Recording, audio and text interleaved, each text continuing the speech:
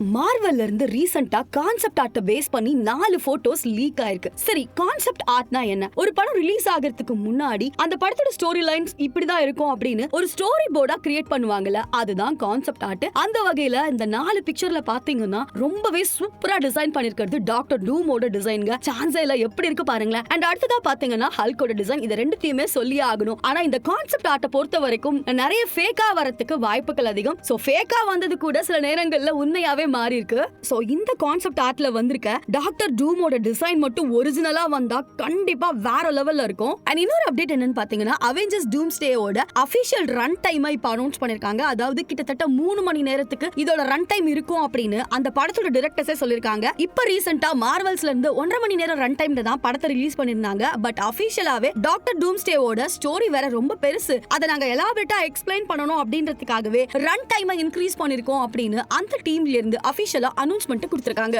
இந்த மாதிரி மார்வல்ஸோட அப்டேட்ஸ் நிறைய உங்களுக்காக காத்துட்டு இருக்கு. சோ அதெல்லாம் தெரிஞ்சுக்க மறக்காம சேனலை சப்ஸ்கிரைப் பண்ணிக்கோங்க.